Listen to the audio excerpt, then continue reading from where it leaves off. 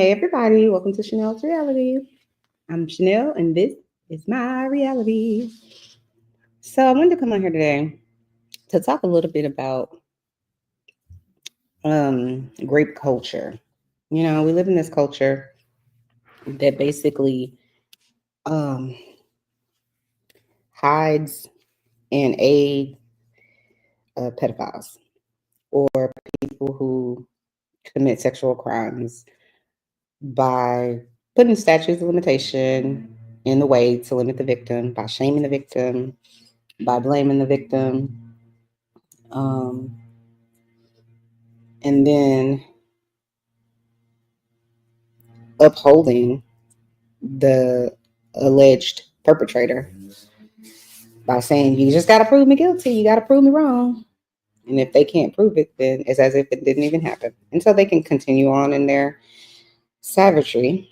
And right now, with everything that's going on with Diddy and Jay-Z and things that have gone on over hundreds of thousands of years with men in general being problematic in terms of sexual assault, the laws that have been in place to protect those men are egregious and still are.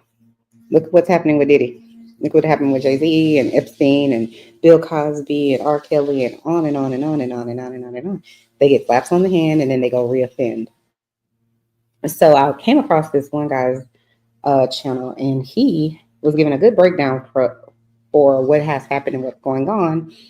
And I wanted to share it with you guys here on Chanel's Reality. So if you can, hit that like button. If you like the content that you are consuming, please subscribe and like the video and hit the notification button so you know when I'm going to upload or when I go live. And it's a free and easy way to support my channel.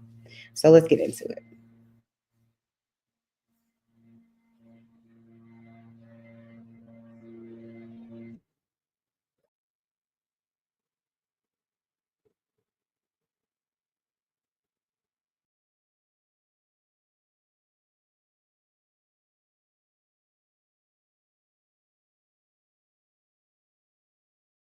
Is, in fact, that I think is actually more important for me to spend my time and energy to address them in a more in-depth and nuanced way. One thing that always happens with these types of stories, these types of events, is that everyone gets really riled up to rightfully pillory a bad guy. And going back through the history of human civilization, be it public canings or guillotines or entire towns watching alleged witches being burned at the stake or white Southerners taking pictures of a public lynching of an accused Black person, there's a kind of gross cathartic engagement that people have always had with watching someone go down. But unlike many of those situations throughout history, it's not often where everyone, no matter their ideology or background, that they can come together, sit back and say, yeah, this motherfucker had it coming. And I want to be clear, Diddy most definitely does have it coming. But I find myself needing to do more than make a video explaining that. What I think is more important is discussing how Diddy got to the status he was in the first place and how that status protected him from pretty much well-known crimes he was committing behind the scenes to a lot of people, both physically, sexually, and financially. Sean Diddy Combs, Puff Daddy, P. Diddy, he has a lot of names. I'll be using a lot of them interchangeably, is the most recent in what is sadly a growing tradition of famous, powerful Black male entertainers from my era being exposed as predators and abusers as he faces federal sex trafficking charges. And this is coming off the heels of numerous women suing him over sexual misconduct and abuse allegations of various forms, with the most notable being his ex-girlfriend, Cassie, to whom he paid out a $10 million settlement last year, requiring her to at least agree not to speak on her experiences with him. This did not stop a tape of him brutally attacking her in a hotel hallway from being released to the public, which had the effect of finally, after literal decades of people saying he was a bad guy, being seen as a bad guy in hip-hop culture permanently, facing the same fate as Bill Cosby and R. Kelly before him after their crimes were exposed. By the way, here's all the trigger warnings because this goes dark at times and I'm not going to show him abusing anyone. But if you're sensitive to that, similar to as if I was talking about R. Kelly or Bill Cosby, you might want to check in with me for another video. That said, this is different to me than R. Kelly and Bill Cosby. People knew about Bill Cosby's crimes, but they were still greatly a secret by comparison. Nobody had much bad to say about Bill Cosby, like publicly, although it was something that people were aware of, at least within the industry, and to an extent outside of it. R. Kelly is kind of in between because his crimes were known. At one point he was on trial for. After he got acquitted, a lot of folks, they gave him space. They still dealt with him a little bit, but he also did lose a bit of his star power. Like before R. Kelly went to jail, his most notable thing in years was that bizarre Tyler Perry inspired Trapped in the Closet series. But Diddy was very different. Diddy was a known ghoul in the industry for years. His abuse of Cassie was an open secret. His abuse of his previous girlfriend, Kim Porter, was an open secret. His sex parties and freak-offs were an open secret, to the point where many a celebrity had either tacitly or openly spoken on occasion about how they didn't mess with Diddy because they knew what Diddy was. I'm gonna have a party, and we had parties, but I was more like just trying to just vibe, like just see where I look back on where I became. Did you miss me though? For real? Because it seems like a thing. I miss this birthday party, man. But I'm talking about for your birthday. Huh? Why won't you party with me for your birthday, man? We partied for my birthday before. You came to my party. No, but me and you ain't never really party. You know what I'm saying? What are some things that you feel like I should look out for? Coming into the game, like you've been in the game for a long time, man. Somebody's house for. Yeah. Oh yeah. Stay away from that. Stay away from the take that mansion. That's all I'm gonna say. All right, stay away from that. All right. Second, they're laughing because they know it's true. Diddy also had been in violent altercations with numerous other figures within the industry, including assaulting Drake at a party. Historically, we've heard about you putting hands on people throughout the years. Like, what made you put hands on Drake? I did not put hands on Drake. Oh. And I do not want any problems with Drake. Drake is right now. That's all I got. Getting two-piece by J. Cole at another party. My last rap was with Puff Daddy. Who would have thought it? I bought that nigga album in 7th grade and played it so much. You would have thought my favorite rapper was Puff. Back then I ain't know shit. Now I know too much. At least one known shooting that caused him to break up with J-Lo and one of his rappers to go to jail. According to police reports, the couple jumped into the backseat of his SUV. Puffy's driver and his bodyguard were in front. Officers arrived as the SUV pulled away. They ordered the driver to stop. Instead, he swerved around a patrol car and led cops on an 11-block chase. Police finally forced the SUV to pull over. Officers discovered a loaded gun on the front seat. Everybody was booked, including Jennifer Lopez. They spent the night in the precinct. He was also responsible for the poor fate of numerous other rappers under him. There is a long list of rappers and singers who curse his name openly over unpaid royalties, bad contracts, or just being cheated out of money. His penchant for abuse and cruelty was basically the main character of numerous reality TV shows throughout the mid-2000s and on MTV. Point, your will go back. Somebody gonna quit. Somebody ain't got the heart, the stamina to be bad boy. Somebody ain't got the passion, the drive, the intensity to want it. Somebody's mental capacity breaks at a certain point. I need to see it now. I want to see it when I'm 2 million in. But yet he persisted. Not just persisted, Diddy thrived. Diddy gained an unrivaled iconic status in hip-hop, rubbed elbows not just with hip-hop and industry giants, but business giants in general, and connected with the political elite. All of this while being well known that he was a snake, abuser, and a predator. And not in the hushed way of, different predators like maybe a Harvey Weinstein were. No, these were loud public accusations, trials, and multiple other legendary artists constantly sounding the alarm that Diddy was bad. Yet nobody seemed to care till there was video proof. How and why is this possible? If it seems implausible that this would be the case, remember that we've seen this before. We saw this same routine again with Harvey Weinstein in the predominantly white world of Hollywood. We saw it with Cosby, and there are numerous other abusers and predators still moving around Hollywood in our entertainment industry. Even our politicians are doing this with minimal resistance. And this is because we have a culture that believes that those with power, especially men, are simply allowed to do certain things that those with less power cannot. And more than anything, that is what I'm going to talk about. Not just the horrors of Diddy behind the scenes, although it's going to come up a bit, but more to peel back the onion on how and why Diddy was able to exist in the first place, both as a legend and game changer in hip hop, a mogul and executives at the levels of power in the entertainment industry, as well as a monster behind and in front of the scenes the entire time. Diddy is a symptom of a bigger problem within hip hop and all media, where the misogynistic and patriarchal norms of those spaces make it not just possible, but predictable that someone like Diddy can survive and thrive. Because this one isn't just some hip hop lore, I needed to reach out to some folks closer to the story than I was, because I wanted to dig deeper into the entirety of the era that Diddy was born out of. An era that coincides with some of my own very vivid memories of hip hop, an era that was greatly shaped by Diddy for better and for worse. And most importantly, an era and culture that everyone was a part of. This is a true economic business, right?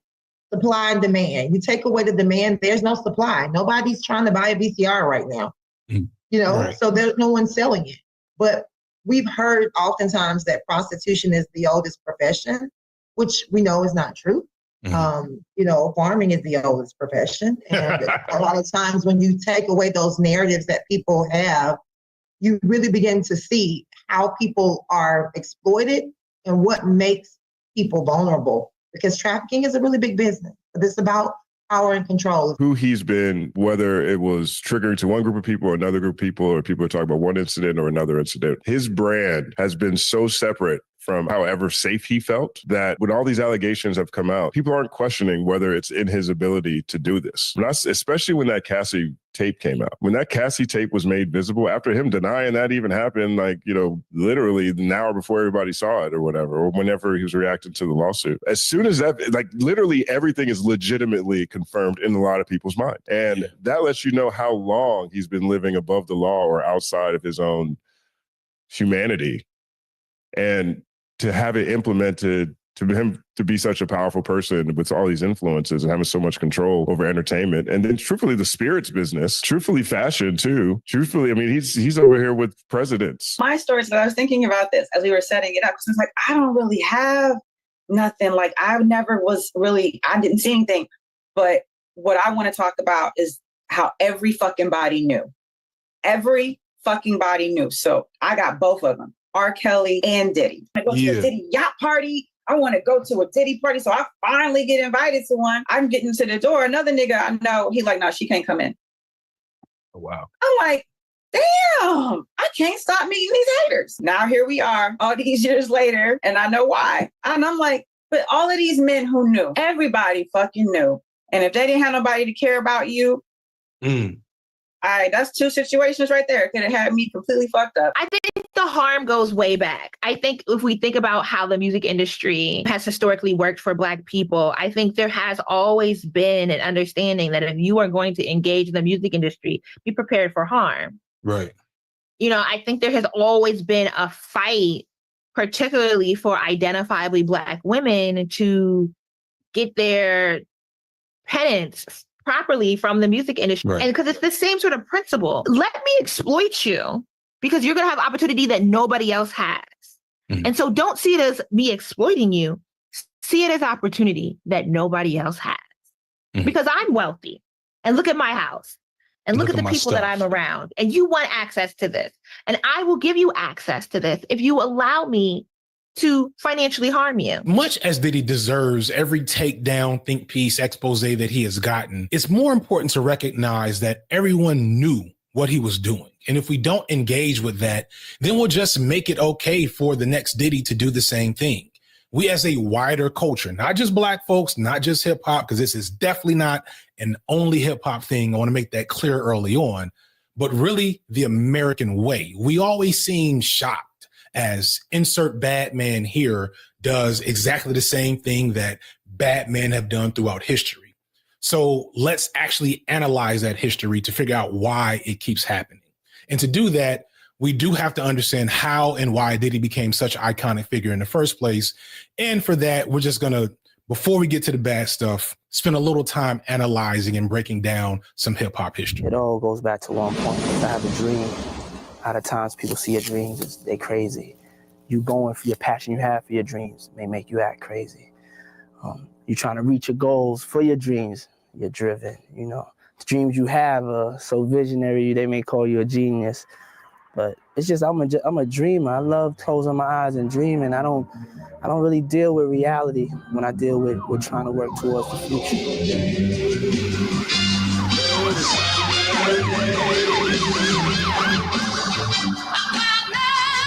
Diddy was born in 1969 in Harlem, New York, to Janice and Melvin Combs. Sadly, Melvin Combs, Diddy's father, was murdered when Diddy was only 2 years old, leaving him fatherless and forcing him into the stereotypical impoverished environment that is unstable for the rag to riches stories that hip hop tends to lionize.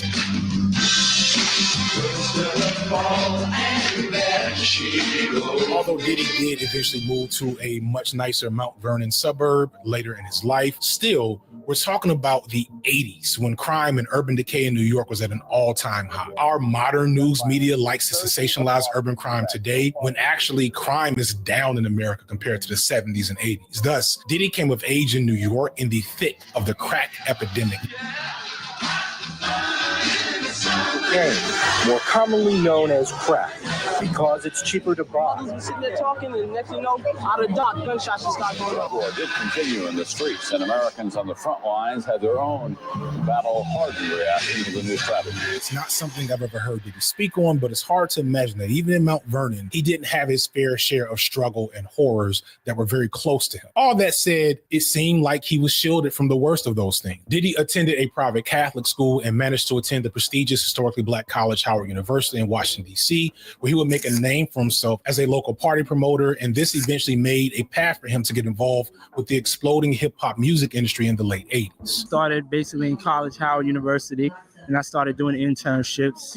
And one of my internships was at Uptown MCA Records, and I went from an intern to a permanent position there. Diddy is entering into a hip-hop world in the late 80s and early 90s, right as it stops being the avant-garde radical music wave and when it becomes a big money industry with lots of corporate attention. And this positions Diddy to be a huge benefactor as he is connected to the raw art form through his entertainment and street connections, but also has the education and language to translate all of that organic hip-hop connection into corporate benefit. He is the perfect gatekeeper, right as that role of gatekeeping is being established, and this immediately imbues him with a lot of power in hip-hop. I just took people that I thought I could get along with, and people that I'm fans of. I'm fans of all of those people. Like, it bugs me out that I'm headlining a tour, and I'm fans of all of these people that are helping to support me. Let's take a close look of how Diddy, a man with legit really only one talent, found himself as a vector of significant power between so many talented people. And to do that, really to just recognize that he just copied the framework that was already there, being done to Black artists by white people for generations. Rap shows, Black shows have not sold out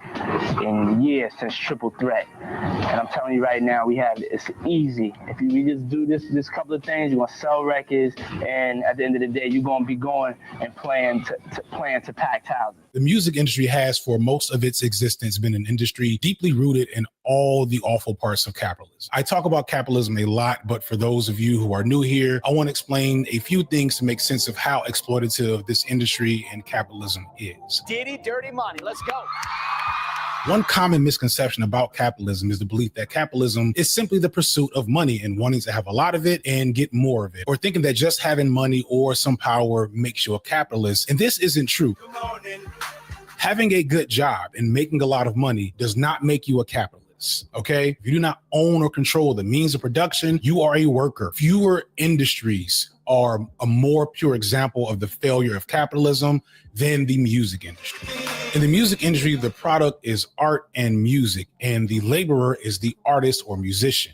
And people want good music and are willing to pay for it in some form or fashion. And the people that make the music, the artists, are the core contributors to what makes that industry work. However, to maximize their ability to make money off their music, which is only possible by getting it to the largest population that they can access, artists back in Diddy's era, in a world before streaming, they needed record companies to help. And this will require them to sign a contract with a company to be responsible to distribute their music, and the record company, the distributor, would take a cut of the profit. This wouldn't be so bad if not for the fact that over time, these record companies found ways to squeeze more and more money out of the artists while doing very little to reciprocate that that value back to the artists. And that is the end result of capitalism pretty much in every situation. It always ends with, how can I make more money by getting more out of someone else? One of the ways that the record companies did this high level of exploitation of the artists was through ownership of masters or publishing rights. So you might make a song, write a song, and that song belongs to you. But in order to sign that record deal and to literally put that song on a record back in the day, the record label would require you to sign over rights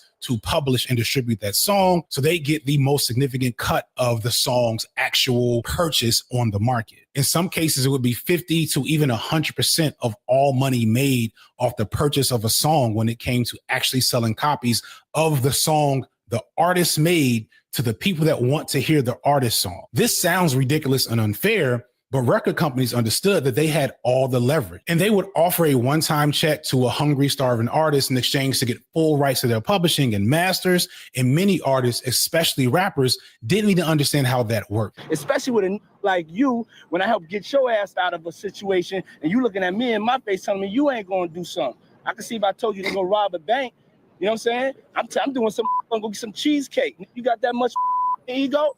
Go do your thing, man. Don't sit here and be talking about it, man. Be fly about it.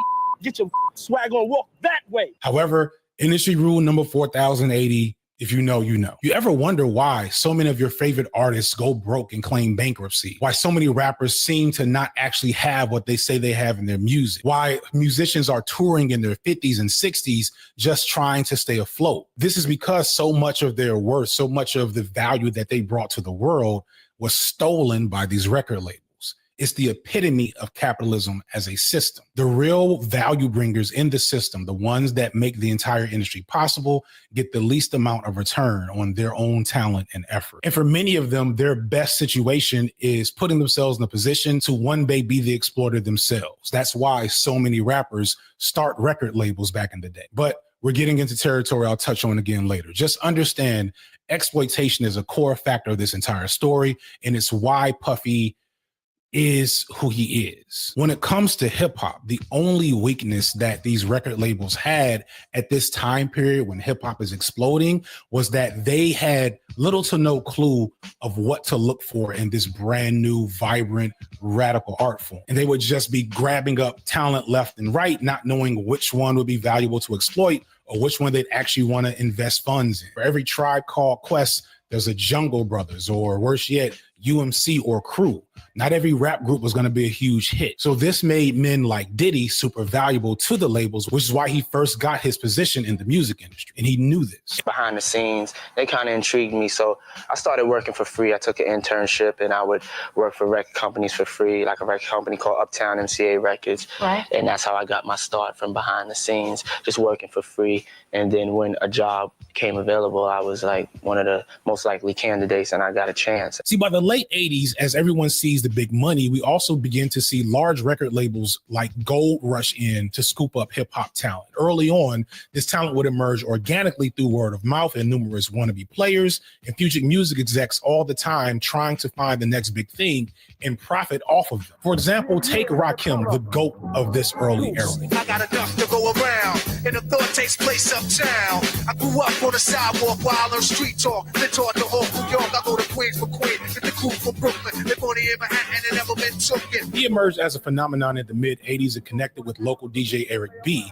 and they formed a partnership after connecting to another former hip-hop legend, Marley Marl, and released their first few singles under the independent Zakaya Records, ran by Robert Hill, with likely very minimal income for anyone in this early part of the work. But all of this got the attention of another future legend and owner of his own set of abuse and assault allegations, Russell Simmons, who then signed them to Island Records, ran by Chris Blackwell, and then they released their first album to critical acclaim, but technically not on Island Records. Instead, it's 4th and Broadway Records, which is under Island Records. Then the album Paid in Full was so successful that Rakim and Eric B were able to land a deal with MCA Records for $1 million. And this is the late 80s. Nothing like that was happening, and that deal would have been worth like $3 million today. That deal with MCA Records was under the leadership of Irving Azoff, where Rakim would stay for the next 6 or 7 years. Look at all these faces and names involved in capitalizing on hip hop way back in the late 80s to the early 90s. And notice how the bases get wider when the money gets bigger and less is going to the people closest to the art. This is what made guys like Diddy very valuable, because Diddy's only true talent was as a party promoter, which foretells some of his future crimes. His parties were able to bring in lots of people with money and power, lots of girls, lots of drugs, lots of talent, and lots of wannabe entertainers trying to get on. Yeah, now you had a party out in the Hamptons, I guess. Yeah. And Bruce Willis heard it was going to be such a good party. Yeah, he took a helicopter. He took a helicopter to the party. Oh, that's cool. Yeah. Are the parties that good? Yeah, they crazy. Crazy. Gonna lie. So this left Diddy deeply connected with the club scene, the music scene, and the streets. And this allowed him to be the first to identify talent that could be pulled into the industry. Diddy was quickly scooped up by Uptown Records as an intern under one of his mentors and notable hip-hop gatekeeper, Andre Harrell. However, this didn't last long. To his credit, it seemed Diddy saw how the game was being played and felt like he deserved a bigger chunk of what was being offered. So in 1993, he left Harrell and started Bad Boy Records. And you have your own record label now. Yes, I have my own record label. All of my artists on my record label. I'm on my own record label. It's called Bad Boy Entertainment. Diddy starting Bad Boy represents one of the earliest mega successes, if not the mega success in Black entrepreneurship in the music industry, where these Black men who were being basically paid off, getting one-time finder's fee, decided that they wanted to be bigger players in the hip hop industry game. Brothers are realizing that they could make more money for longer by, and this would be a running theme, exploiting their connection to the artists by just partnering with these larger companies. Thus, we have Eazy-E with Ruthless Records in LA, Rap A Lot with Jay Prince in Houston, and of course, Def Jam started by Rick Rubin and Russell Simmons. Diddy wanted to be in that same category. However, Puff wanted to be different. He wanted to be bigger and better than that category had to offer. Puff understood hip hop as a star-making vehicle. He saw the future in a way that nobody else did up until that point. To a great extent at this time, even as it's starting to get bigger, it's still very small, and hip hop felt regional and insular and very self-referential in comparison. It was still at this point very inwardly focused. Rappers and hip hop fans were trying to one up and impress each other, as was typical of hip hop's competitive origins and really Black culture as a whole. There was money there, but nobody was really thinking about how to expand hip hop to its maximum capitalistic potential. This is still an era where rap music isn't even being played on most radio stations and music TV channels, even the Black ones. Nobody is thinking of hip hop as a global phenomenon except Sean Puffy Combs. I can't deal with what a reality is supposed to be. I have to take it to where I see it could go, where I feel it could go. I have to dream, no matter if I succeed or fail. I can never be afraid of dreaming. I think that's what's got me this far. This whole thing is a big dream to me. Puff's goal was to have the biggest party possible. He didn't just want to be hot in New York. He wanted to be hot nation and worldwide. He didn't want his label and artists to compete with other rappers. He wanted his label and artists to compete with rock stars and pop stars. And most uniquely, Puff didn't want to just be the label executive behind the scenes. He wanted to be front and center as a key figure in the promotion of his company. Puff didn't just want the money. He wanted the money, power, and respect. This started out slowly with his first big breakout act, Craig Mack, and the mega hit Flavor in Your Ear. You won't be around next year. My rap's too severe. Get my flavor in your ear.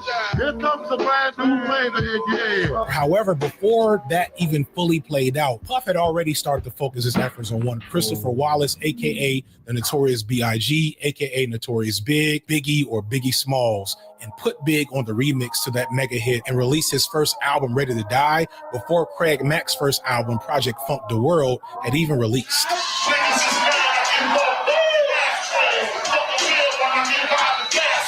I'm gonna drop for B.I.G. and Craig Mack. September 12th is B.I.G. September 21st is Craig Mack. As such, Funk the World received minimal push and publicity only because Puff knew what he had in Big and Ready to Die. That album was immediately labeled a classic, and Big was instantly crowned the new king of New York. Diddy had knocked it out of the park on his first at-bat and had done so in a way nobody had expected. See, Big was a rather unlikely superstar. While in private, most people that knew him described him as being magnanimous and charismatic with a bright personality, and his music presented this incredibly engaging and sometimes dark but always enthralling voice and figure that painted vivid pictures with his words. But in interviews and in public, Big was relatively subdued. So I just stay more in the business side of everything instead of being a nigga that's gonna get drunk at the bar and fuck all the bitches and just stay at hotels all night and just trick a whole lot of money.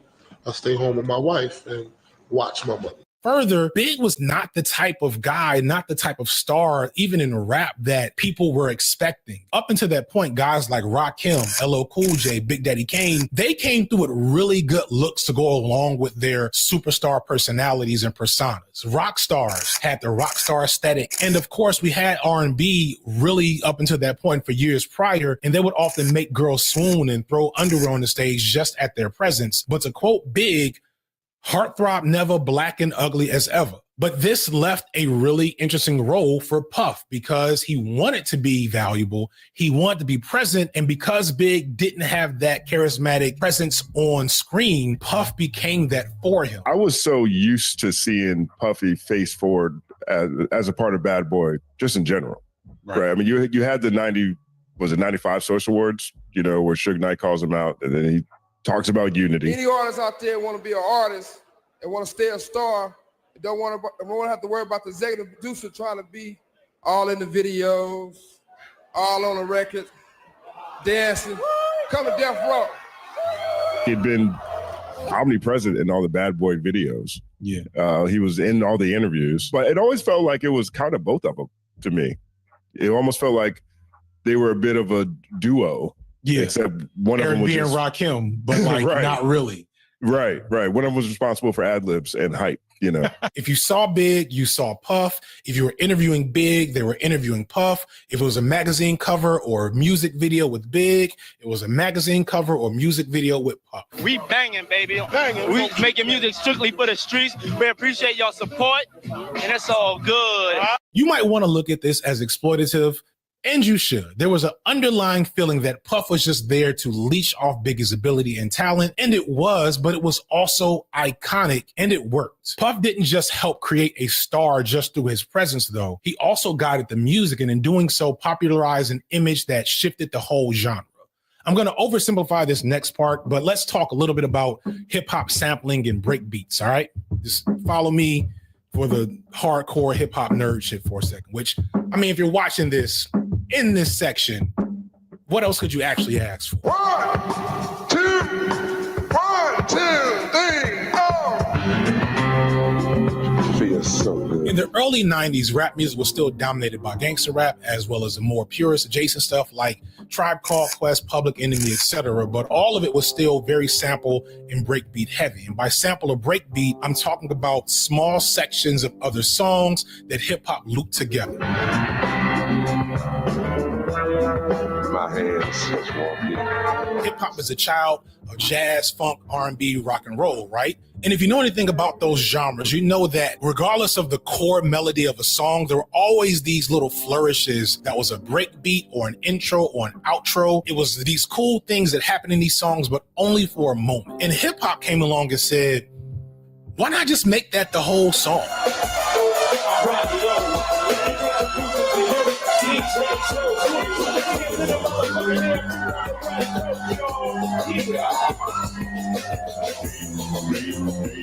Why don't we take this 10-second, 20-second piece of a song that everyone knows and loves and loop that shit into its own melody? And that's what Kool Herc did back in 73. And that's really one of the true amazing but overly simple pieces of magic that hip hop gives us. These niggas talking out of their neck, don't put no coffin out of yo. I'm way too paranoid for it. Let's get it, bro. DOT, the money power, that last one is better. It's a lot of goofies with a check, But this also means that a lot of early hip hop was producers digging into the same crates that all of them owned and trying to find different pieces of melodies. And all of them can't be as classic as the intro to that Barry White joint, which itself has been sampled over 300 times. Naturally, it becomes harder and harder to make unique dynamic beats. So Puff took a very lazy but extremely effective new angle. Again, Puff is a promoter, a party thrower, and he realized that the biggest successes, the most money that hip hop had to offer was getting the party started. He was the anti-JPEG mafia. He didn't want to wow the rap nerds at the time with his sampling and creativity and expertise with a bunch of musty dudes nodding their heads in the basement. He wanted the ladies to come, dress real nice, drink, and then get loose to these easy melodies. So to do that, Diddy figured, why are we just sampling one part of this great disco song? Why don't we just take the whole song? Everybody was chasing Dr. Dre and how he was able to make sounds come out of his speakers, right? Mm-hmm. And so you look at Doggy Style was the biggest rap album probably ever at that point in time. Yeah. I mean, everybody was, Doggy Style is sampled at the beginning of Ready to Die. And, Biggie even makes reference to, depending on how you listen to it, take it, maybe it's an entendre, to Snoop falling off after with the Dogfather or whatever. But, that was super sample based. The G-Funk era was still within the realms of artistic sampling, I think, for most people. Yeah. And Diddy was like, we just gonna take all of More Money, More Problems for the hook, right? I looked at that as, when I look back at it, I look at that as more of a positive thing because I think it exposed more people to where a lot of the samples were coming from. True. Like, I think more people, especially kids, were getting exposed to a totally different generation of music in whole. Like, at the same time, though, don't get me wrong, I definitely was in a lot of critical conversations about Diddy. That style of sampling also felt lazy. It felt lazy. It felt like, all the things that we love about producers all of a sudden became less relevant. And there's a lot of things that Diddy did over his career, or Diddy said over his career, to me, had that impact on the rap industry or how people viewed success of rap albums. If the song got people to dance and move in the 70s and 80s with someone singing over it, surely it could get people to dance and move in the 90s with someone rapping over it. He wasn't the first to do this, of course, but he was definitely the first to make it his entire style as a producer. And Ready to Die was a perfect example of this. Most of Ready to Die is your typical, at the time, New York mafioso gangster rap, but it did have a few tracks like Juicy, which took the entire melody and even its chorus from the 80s hit from Intune's Juicy Fruit.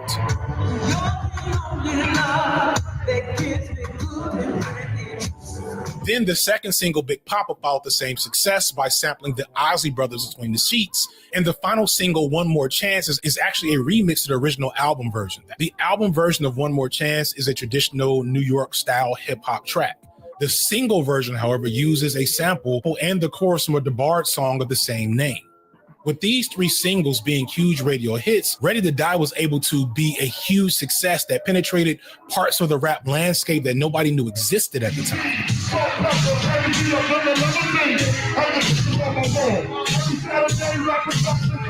And to give credit, this also brought attention to Biggie's unparalleled lyricism and wordplay in songs like Warning or Unbelievable, or the darkly introspective tracks like Suicidal Thoughts. It was genuinely the best of both worlds. And at the time, it felt like a great evolution and revolution in hip hop. It meant that we could have the hardcore, high-end hip hop shit be popular and get to all the people. It would make the art form grow and make people get rich. There was nothing to complain about if you weren't paying good attention. Diddy would repeat this formula over and over for the next decade with Mace and the Lox, 112, even Jay-Z. It was impossible to turn on black radio in the mid to late 90s and not hear Bad Boy, and it influenced an entire era that would eventually be called the shiny suit era after Puff. He was changing the game. And unlike his forebearers, he was also making a lots of money off his music and his artists on his label. There's a world where this continues in perpetuity, but as you know, Notorious Big was murdered on March 9, 1997, only a few weeks before his second album, the eerily titled Life After Death, was set to drop. Biggie's death shook the world, as it was the second hip-hop legend in less than a year to be murdered following the death of Tupac the previous September. There's a lot of stories about Biggie's death and the currently unsolved nature of it, some of which cast suspicious light on Diddy. Big allegedly wanted to leave Diddy. This isn't fully confirmed, but strongly rumored. And considering how Puff would treat all his artists from that point on, it is plausible. It was this documentary that claimed, which we know wasn't true. Yeah, check this out. We don't talk about things that are nonsense. We don't even entertain nonsense, my brother. So we're not even going to even go there, with all due respect. But I appreciate you as a journalist asking. Thank you. Because you listen, 7 years ago, I'd have been like, yo, did you hire somebody to kill Pac? But no, you do it like a journalist. Yeah. No, I mean, we wouldn't even get into nonsense like that. You know what I'm saying? It's nonsense. Which we never believed, by the way. Yeah, thank you. So many imply that Puff may have had something to do with Biggie's death. I didn't do the research on this theory, and I don't want to make this the focus of the video. What I will do is discuss how Biggie's death is one of the best things to ever happen to Diddy, and arguably one of the worst things to ever happen to him. And you know, we still missing, ain't nothing. It don't get no better. A lot of people say like time heals wounds. Big should be here. Tupac should. I was so used to seeing Puffy face forward as a part of Bad Boy, just in general. When after he passes and Every Breath You Take comes out, it actually felt, well, yeah, of course this is what happened. Yeah, of course Diddy got to make a song for Biggie. Yeah, of course. Now maybe the how big that song got surprised some people. Seems like yesterday we used to rock the show.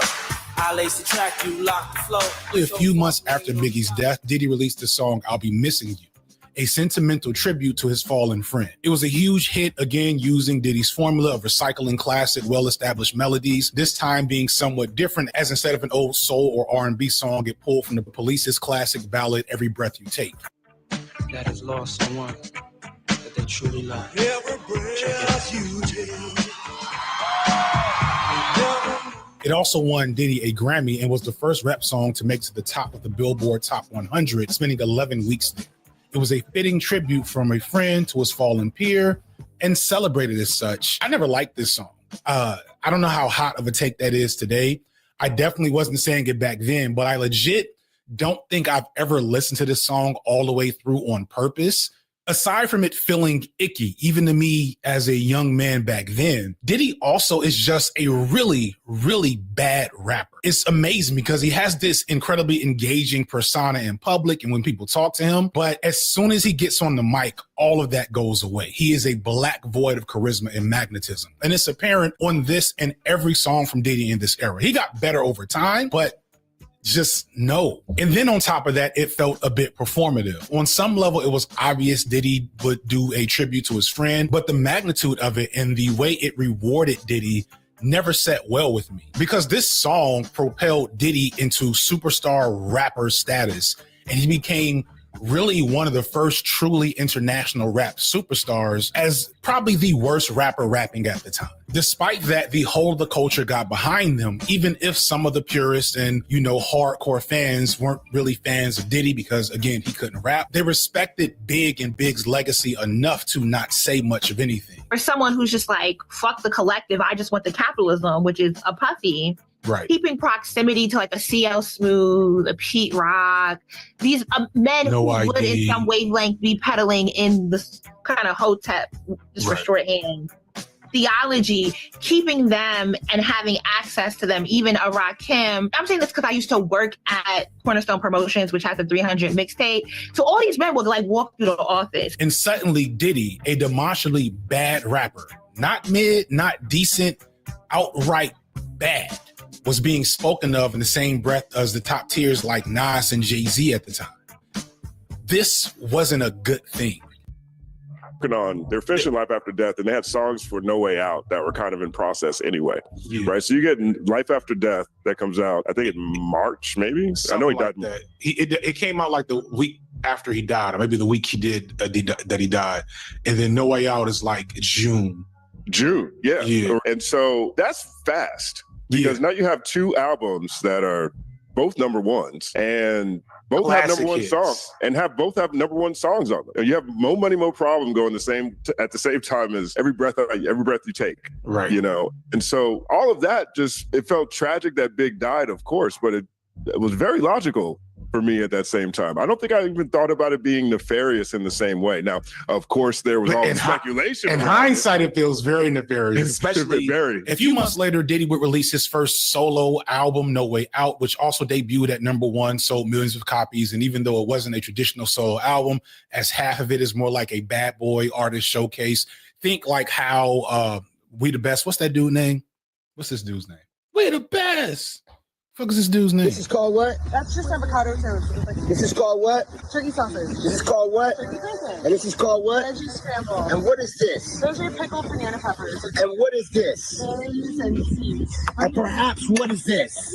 Water. Think of like how DJ Khaled does his albums, where he's not really doing anything specific except yelling in the background half the time. And Puffy did more than that. He did have several solo songs on this album, but pretty much all those songs are horrible. Regardless, it made huge waves in the rap world, with Every Breath You Take being the first single, and then this next single being All About the Benjamins. All About the Benjamins is one of those hip hop events where I cannot express to you the magnitude of the moment adequately. You just had to have been there. The song redefined the concept of street banger. The only songs I can think of that had a similar impact on the culture at once would maybe be like Rough Riders Anthem from DMX in 98.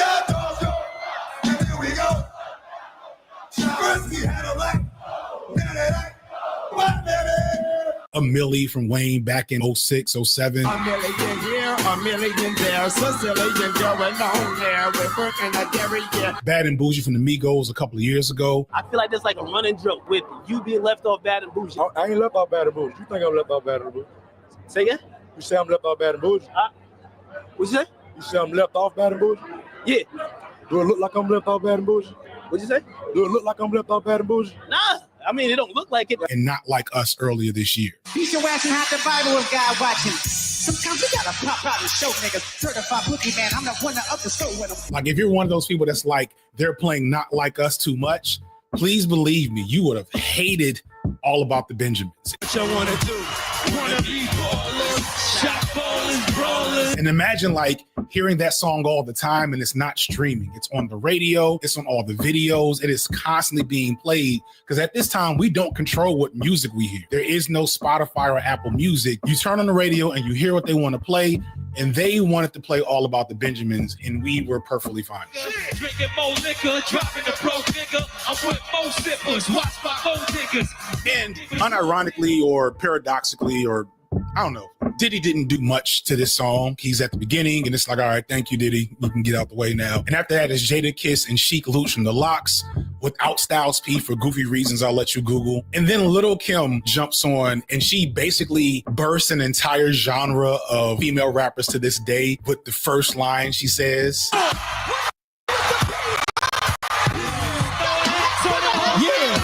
Like, this may not seem like much now. Like, out of context, this is like, okay, that's cute. In context, if you were there and you were a semi-interested female rap fan, that line made a lot of girls pick up the notebook. Like, they were there for that.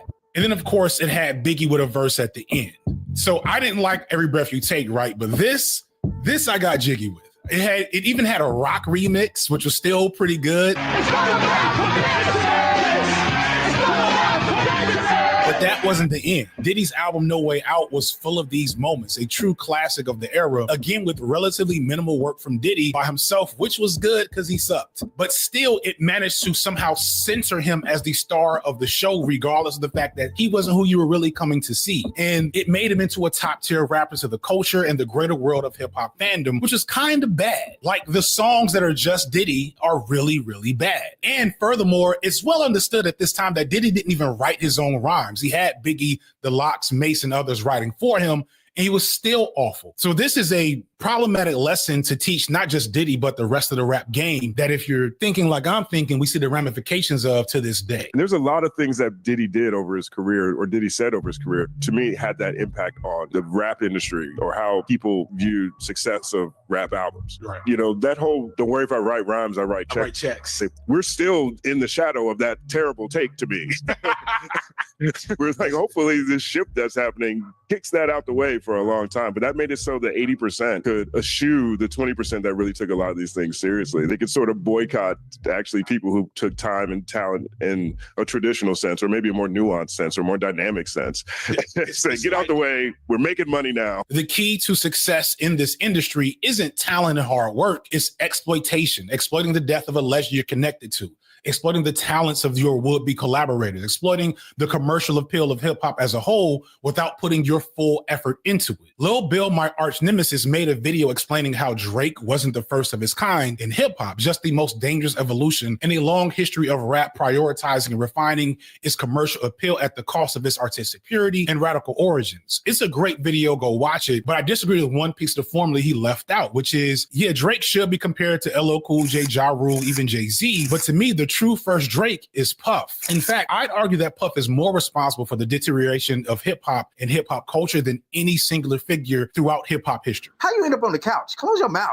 Why are you looking at me like that, ugly ass nigga? And please believe, much like Drake, Puff had pushback, but he was too good at making hits, too powerful, and eventually too iconic for people to really hold negative opinions of him for too long. Puff couldn't rap, but Puff was a vibe. And really, he was the vibe. I'd argue that the emergence of Diddy includes an era where, at least in terms of popularity, hip hop is at its peak. This swag, if you will, which of course directly connects to Puffy's persona. And that swag is the iconic images of Puffy and his peers dancing in shiny suits with Hype Williams directed videos. When I look at myself, God has blessed me with a gift to reach a lot of people. And I've been able to make a lot of things cool, from the dances that I do to the way my artists look at the styling of the artists. The idea of Diddy was synonymous with the high life, partying, fun, getting money, and hustling. Today, this doesn't seem like a big deal because this is what hip hop has looked like for 20 years now. But I remember the 80s and the early 90s. I remember early Tribe Called Quest and the Ghetto Boys and Boogie Down production when rap felt more insular and underground and organic. And although I didn't know what I know today, to see how concerned we should have been at Diddy popping up with these shiny suits, I didn't care then. And if I'm fair to myself, I shouldn't have, because it was too fucking fun. And it really did, regardless of its flaws, push hip hop into a new stratosphere. Again, I want to remind you that rap music wasn't universally played on Black radio probably until the mid 90s as Puff becomes this megastar. It was too dangerous or too edgy or whatever else. And like, that's how Black art has always been treated. But today, Snoop Dogg, at one point the most controversial rapper in the game, is holding the torch at the Olympics in Paris or wherever they were this year. Hip hop early on was this musical boogeyman that was set to be limited to this specific role that, you know, was nice for us, but it also did limit what was possible. And now, because of Puff's effort, for better or for worse, it was this global phenomenon. As iconic as early artists like Run DMC, Rakim, and Curtis Blow were, they weren't selling out stadiums. They weren't doing huge world tours like their white counterparts, at least not regularly toward the beginning. They were getting crumbs by comparison. And even today, so many of those older rappers who helped shape the culture don't have money because they just didn't have control over what they were making. But when Diddy came and became hip hop's first true celebrity megastar and mogul, he ushered in that explosion in popularity that allowed him and other power brokers in hip hop to push into industries and commercial endeavors well beyond the original scope of the culture. But as awesome as this era was, it was still setting a dangerous precedent. Understand that Diddy got this big because he learned the major key to thriving in a capitalist society. Exploitation equals money. Find people with something you want and something you can exploit value from, and ensure that they're in a weaker position than you so that you can have power over their talent, over their value, and then take that. And then that's when Puffy came in. He was like,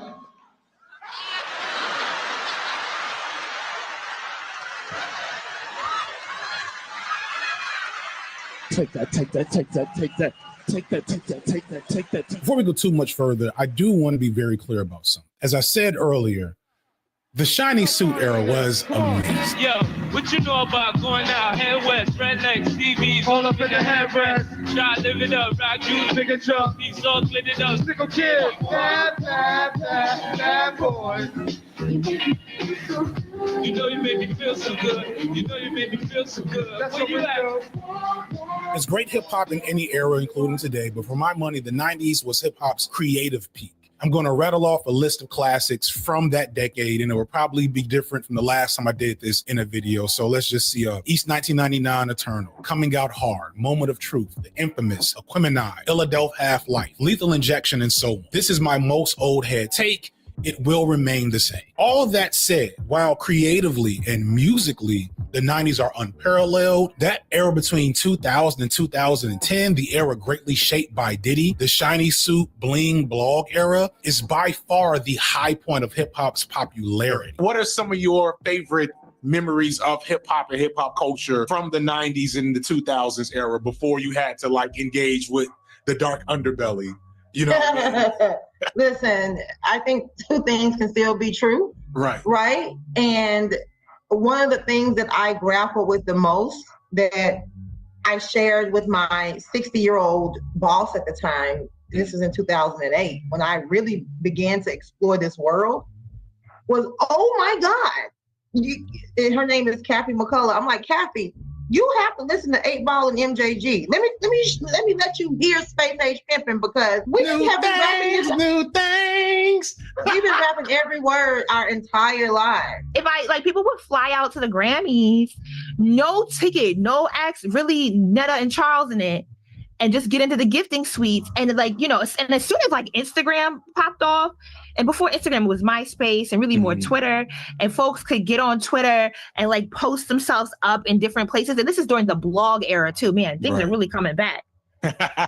Oh shit, bruh. A lot of this is in the era, this is the early social media era where particularly a lot of young Black men are able to launch music careers by going viral via a blog. But young Black men were able to get their rap careers launched off, and then the labels would just stick them in a van and ship them off to South by Southwest or to some festival in Puerto Rico, and they would do the festival circuit touring around. A lot of nasty work happens in that space. The 2000s was an incredibly tumultuous time, though you wouldn't necessarily know it by looking at pop culture. The presidency of George W. Bush was full of unilateral and clandestine warfare. 9/11 happened, and the concept of global terrorism was etched into the American psyche along with the inception of our modern surveillance state. The crack era was dying, yes, but the meth era was on the rise. The AIDS epidemic was still happening. There was an economic collapse and a recession in the late 2000s. And that's just the things that we knew about that were carried on our news and airwaves. There were plenty of things happening that weren't even allowed to make a blip on our social or cultural radar at the time because we didn't have social media. Was doing with his art. And this, of course, didn't really go well. There's a lot of misinformation about this event, which I know firsthand. This story ended up getting national news coverage, and they made it seem like Spelman students were just looking to hold large-scale protests. It was just a bunch of women not letting a man have a good time, but that wasn't really the case. What was requested was a private conversation. It's really sadly emblematic of how Black women often do have to confront some Black men with the most gentle, softest energy. But they really wanted to just call him in as opposed to call him out.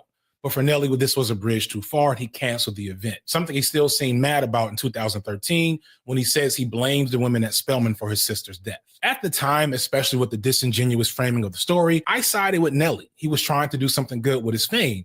He shouldn't have to face protests. I asked everybody that didn't like it. I said, what did I do wrong? I said, it may not have been within your taste, but what did I really do wrong? I also then, and still to an extent now, feel like there's a way that these types of conflicts do strip the agency from the women involved and becomes kind of just fun policing. They're grown. It's not like she was a child. It's not like I manipulated her into thinking. You see what I'm saying? And if you really had a problem with what I was doing, why wouldn't you go to them and ask her? You know what I'm saying? Why not interview the girl and say, how could you let somebody do that to you?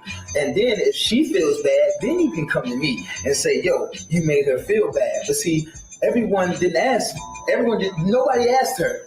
Everyone came directly to me with that shit. There is sometimes a lazy analysis of these things as if all of these women and all of these men are operating in a completely imbalanced power dynamic where the women can only be exploited, not actually having agency or enjoying what they do. In fact, this is a strongly believed rumor that from my time in school was absolute fact, but I couldn't find any corroboration right now. So I have to say this with a grain of salt.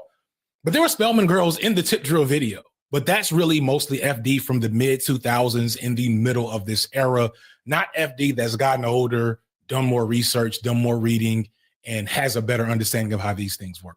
This is not the FD that actually worked in anti-sex trafficking and unfortunately knows that even good, clean fun has unintended consequences for other people you're not thinking about while you're having that fun. Diddy is not unique. He was preceded again by Epstein and Weinstein and a bunch of other people to whom we've never heard their names. One of the biggest abusers and sexual weirdos of all time might be president by the time this video comes out. But there is something to say, something that other scholars of Black masculinity try to, not agree with will say, that recognizes that there are certain Black men seeking to play out that masculine role power fantasy in the ways that we've watched white men do for generations, going all the way back to the James Bonds and hairband era that we just saw in the 90s. Black men have often witnessed white men do pretty much whatever they desired with women while being blocked from any consequences. And Black men are blocked from the economic and social capital to make such power possible. And while I think a lot of Black men would argue they're not imitating white masculinity when performing misogyny and patriarchy with our own women, I think it'd be incredibly facetious, especially at a time when half the rappers were imitating mafia crime bosses in their music, to say that that wasn't an effect. What we see in hip hop with Puff and with all these other figures who may or may not be pulled down with Puff is the imitation of the patriarchal ideal, which comes with the idea that as a man with money and power and respect, I can do whatever I want with women as long as I have those three things over them. And even as I want to defend hip hop and always point out that culture influences art and not the other way around, I can't lie and say that being inundated with that imagery and that energy changed the way I perceive the world around me. Even I, as a guy that was never much of a ladies' man, still engage with women in a very specific and often bordering on toxic way. I remember being in college and harboring certain negative attitudes. I remember hearing things about girls and witnessing things that I thought maybe were wrong, but thought, man, I shouldn't say anything. That's not my place. And I'm not going to blame it completely on the culture that was surrounding me at the time. But I will say that that conversation that Spelman was trying to have to confront Nelly to help educate and shine light on the problems of this culture being unchallenged in the way we consume and perceive it, I definitely could have benefited from that then and definitely benefited from that over time as I got older. I want to be clear, I am not alone, and I'm on the mild side of things because so many people, male and female, attached to this culture, attached to this industry, attached to the music, have way more skeletons in their closet than many of them would like to admit. Mind you, this is an industry being ran by the same people that started Freaknik at the time. I always have to bring up the fact that, one, I was too young to actually go to Freaknik. I just want to make sure that's clear. But if you're under the age of 30, please understand, these are your parents I'm talking about. This is who was in charge of the culture at the time. Atlanta is the strip club mecca. And when I was in college 25 years ago, if you were a stripper, you went to the next state and you hit it. You didn't want anybody to know, and you were doing it because you needed money to pay for college. That was what my understanding was. Right. It is a celebration now to be a dancer, and I don't think it's necessarily a bad thing, but I do think that was because it was accepted and glorified by the hip hop community. Had it not been accepted and glorified by the hip hop community, it would remain in its own space as a place where wealthy people go and spend money and have a level of entertainment. The thing about the adult entertainment industry is that young people and vulnerable people automatically get caught up in it. There's no real separation of those economies. Like you would like to separate it, but you really can't, to be honest, because you get caught up in it. I always thought the Me Too movement would never be able to dismantle the urban music industry. Explain. Because when the Me Too movement was popping off, it was very white woman centric and it was very woman good, man bad. And my favorite quote from Bell Hooks is patriarchy has no gender. Mm-hmm.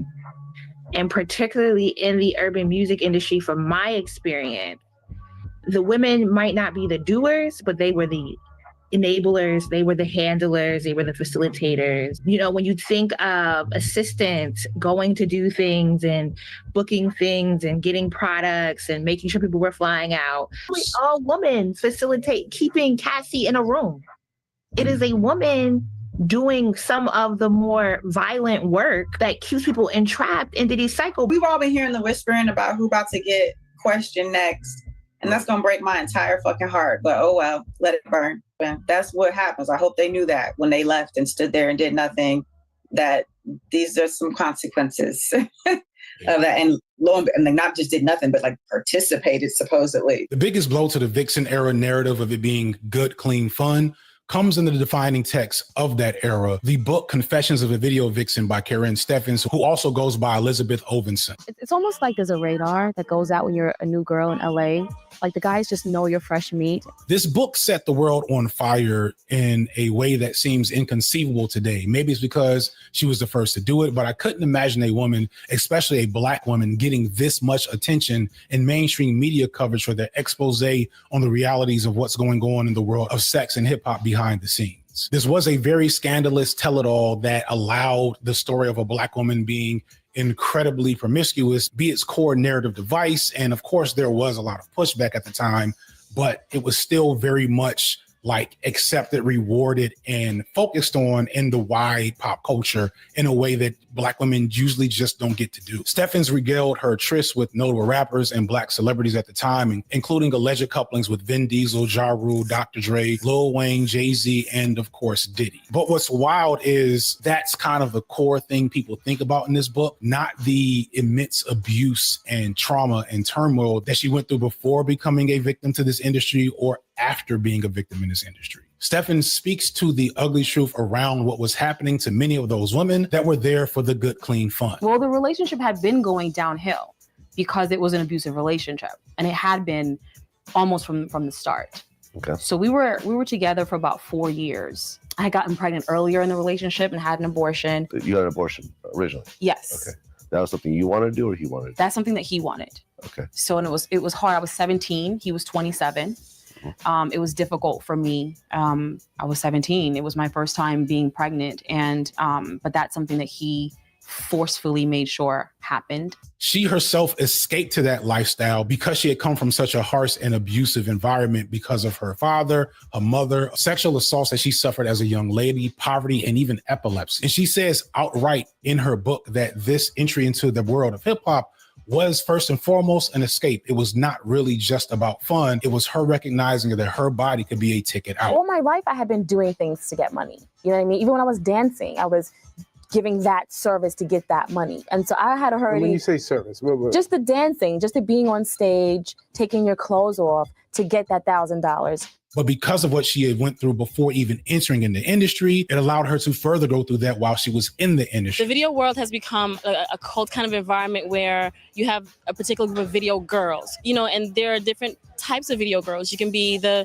dancing girl, the model girl, the actress girl, and it's very easy to be exploited in that particular field. You have 3 minutes to prove yourself. In those 3 to 4 minutes, you have to be the most exciting, the most beautiful, the most voluptuous. It's difficult to do that and still come across as intelligent. A lot of times you can't have both. And so you end up in some way partially exploiting yourself. And the thing that you have to recognize here is that while there are plenty of women that are there for good, clean fun and there to get paid and there to just have a good time that they can look back on, there's not like a check to make sure that every woman entering into that world was coming in with their head on straight and with no issues behind them that would make them likely to be a target for men like Diddy or men like Irv Gotti, who was technically married, technically probably dating Ashanti at the time, and had gotten access to Corinne Steffens from Ja Rule. Instantly, I just started meeting people. And you met? The first person I bumped into out was Ja Rule at a club. And it was 5 days of nonstop sex.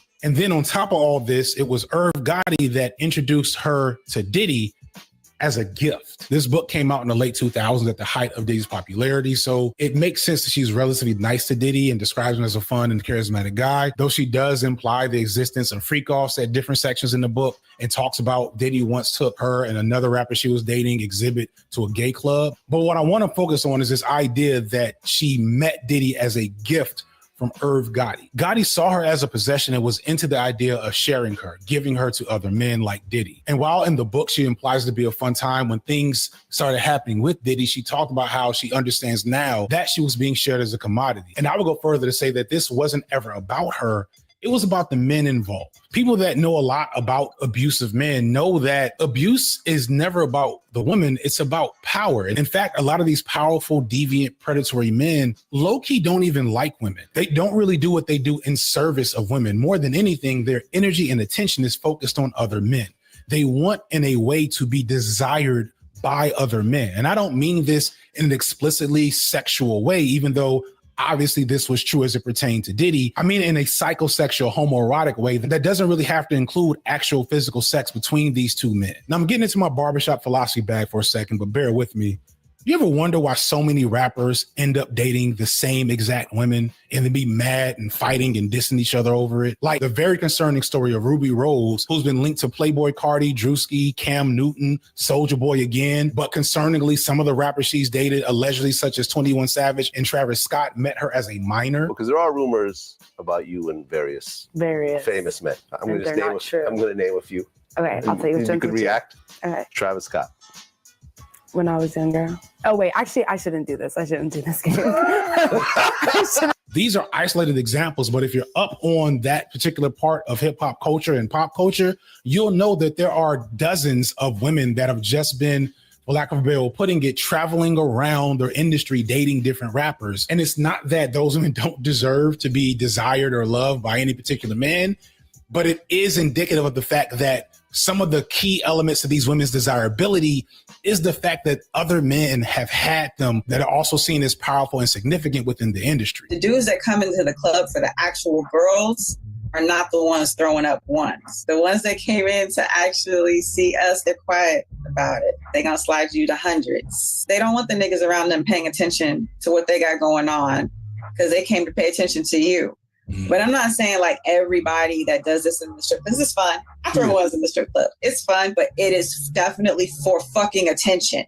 Right. And who are you getting attention from? Like, obviously the dancers were there, but the hundreds of other men in the fucking building. Everybody is looking at where all the money is coming. And this is not unique to the hip hop industry. This is something that happens with Black athletes, celebrities, powerful men across the board throughout history have participated in this unique phenomenon. Think of Marilyn Monroe, who dated not just brothers, but like multiple powerful men the same way that Ruby Rose did. A look into Diddy's accusations shows a pretty clear inclination that some of his abuse towards women is completely steeped in this homoerotic competition. Diddy wanted others to join him in abusing and degrading women, even at times degrading men as a bonding practice. In the accusations levied towards him regarding Cassie, it said that he paid other male prostitutes to have sex with her while he filmed, and that he would send these films to other men in the industry. The thing I think a lot of people don't understand about this type of violence towards women is that sexual assault is never really about sex. It's almost always about power and control,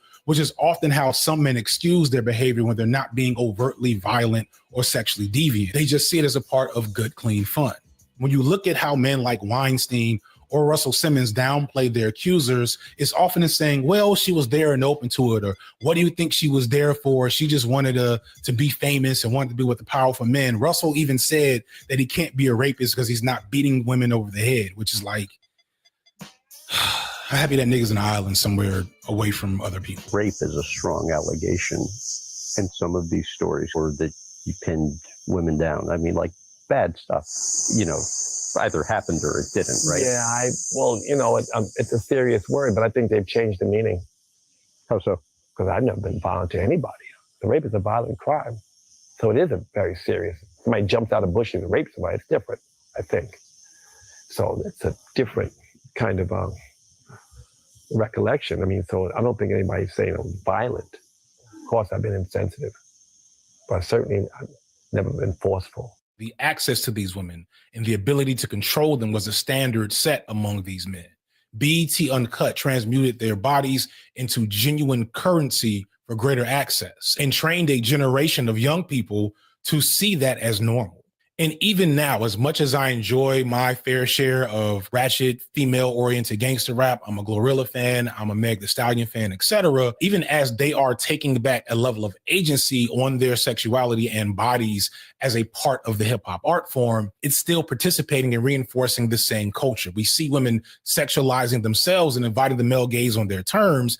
And yes, some of the same men that promoted this behavior 20 years ago are acting like they don't like it now because they're centered in the dynamic, which is weird in and of itself.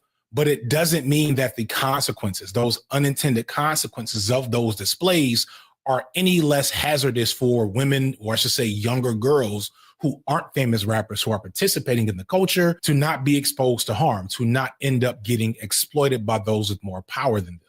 Because that's what this issue is about, power and exploitation. Who has the power and who doesn't? Who does the exploitation and who's getting exploited? And this brings us back to Diddy.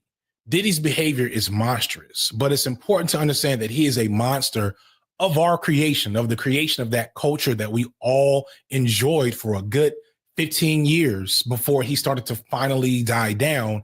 And at that point, he was already off and running with the most heinous of behavior. And what's, I don't want to say funny, but interesting in all of this is that Diddy wasn't like a specific mastermind of the video vixen concept. In fact, I don't have a strong recollection of Diddy doing any really exploitative stuff with women on screen in his videos, etc. He talked a good game in his music, of course, but his imagery was almost meant to be seen as too classy and upscale for the type of booty shaking that you'd see on BET Uncut. It goes to show how appearances can be deceiving. Because Puffy wanted to present as acceptable and viable among this white audience, he didn't do the pouring champagne on strippers move too much in public. He was a high-end, upscale party guy. He wasn't the freak-off guy, at least publicly. Exploiters typically tend to show what they want to certain people. So most people who might be on a list, most people in the industry can say they went to a Diddy party. But I'm pretty sure a large amount of those people said, I never saw any of that. And yes, I was at the party.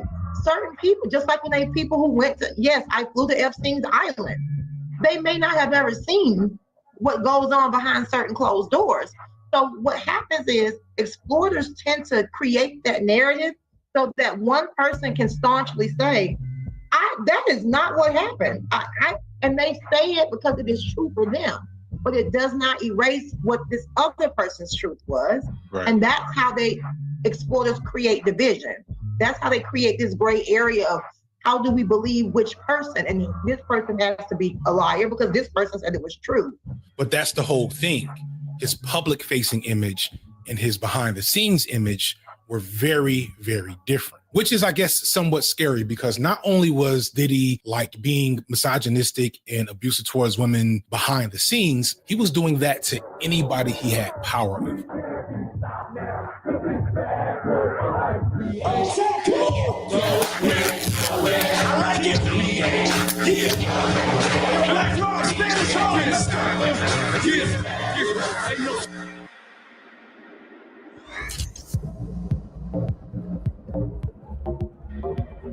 Despite everything I talked about in the last chapter, there's still this sense of shock about Puffy's behavior being exposed. But why?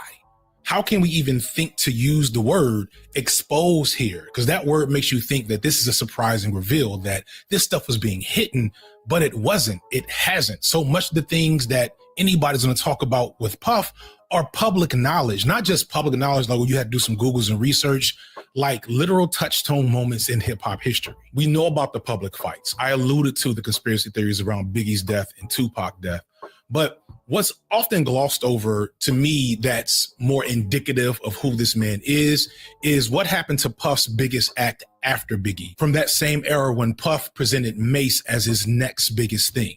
After Big died, Diddy shifted all of his efforts and attention to Mace, who didn't have quite the gangster veneer of Biggie, though it's eventually revealed that the decision to make Mace more of a ladies' man was a Puffy creation. Because Mace has such a cool, kind of like smooth veneer, Puff realized that it would be much easier to fit him into his framework as, you know, the pretty boy, Mason Betha, versus Murder Mace, who he was before Puff signed. Started rapping about 3 years ago, and I basically went to Atlanta to meet somebody else, but I ran into Puff and he gave me a shot, and I just try to make the best of my opportunity. So Mace was like a mix between Drake and DaBaby, maybe. That's the best. That may not make any sense. That's definitely going to date me, because like, when has DaBaby been relevant in the last several years? But that's, I apologize, old head moment. But you get my point. And all this came together in Mace's first album, Harlem World, where we saw that Mace, though not the typical boom bap, extra hardcore lyricist, was still pretty solid on the mic. He had an amazing flow. Puff's production worked perfectly with it. We also get some of the first beats from the Neptunes. That song, Looking at Me, one of the biggest bangers of the era that's low-key kind of slept on. But not really low-key, because the album sold 200,000 in its first week, which was big even back then. And over several years, it was certified platinum. So Mace, much like Biggie, was often running with a lot of success. Yes, Mace, his CD, it went #1, debuted at #1? Yes, I mean, that's like astonishing. The only other person to do that is like myself and Snoop Dogg. But 2 years later, as Mace released his second album that no one remembers, already things are taking on some weird and drastic changes. Mace announced that he was leaving the music industry to become a preacher. But Mace was huge. Harlem World was huge. Multi-platinum. Huge album with huge songs that still hold up to this day. The first Neptune's hip-hop track, I believe. Yes. And I'll never forget when I first heard, what was that? Why are you over there looking at me? Right. Mace was so big. Yeah. That album was so big. And within one album, he said, I got to get out.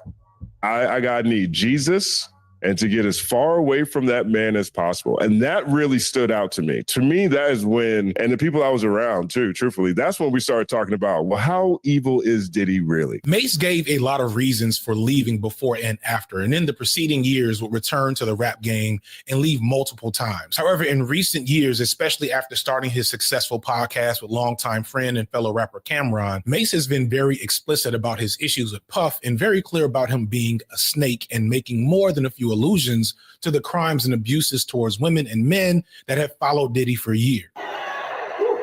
Since Cain killed Abel, I'm able to kill Cain. And love don't steal, my nigga, change your name. Come on. And I see no integrity in your name. And I'm haunted by the ghost of St. James, Champagne King. Match my rolling plain James. And I say, thank God I ain't changed. And if niggas never found a killer, why is niggas living it? Everybody broke, niggas gotta blame the visionary. Niggas be selling their soul to go to a brunch. Niggas might end up sweet, drinking that punch. I suffer good. And niggas know I'm from another hood. Forget a brotherhood, I'm trying to make sure that my mother good. What's up, man? How you doing? Killer, I'm doing good, man. Reparations is getting closer and closer.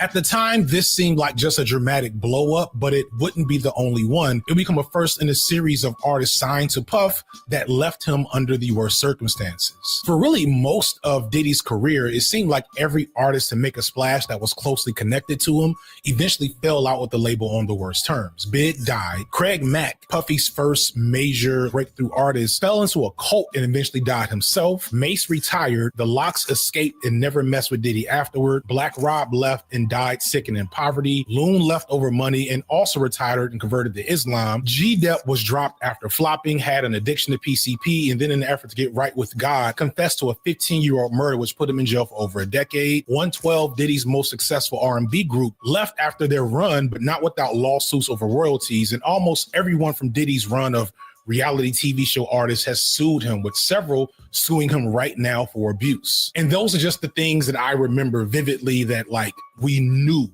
There's probably way more behind the scenes that we don't know. You're just starting to sound more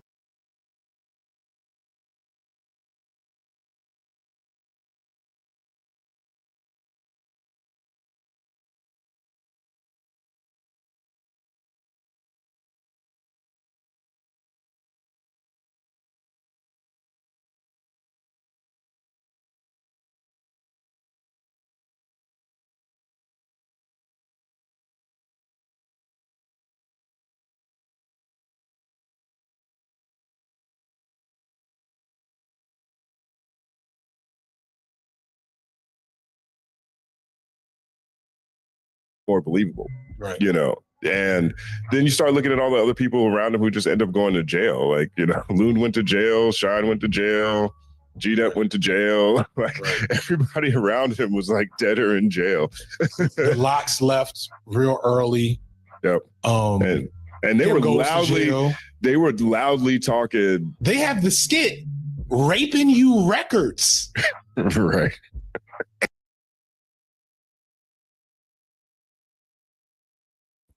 So we're going to end it right there, guys. Y'all have a good rest of your day. Thank you for tuning in to another episode of Chanel's Reality. Bye.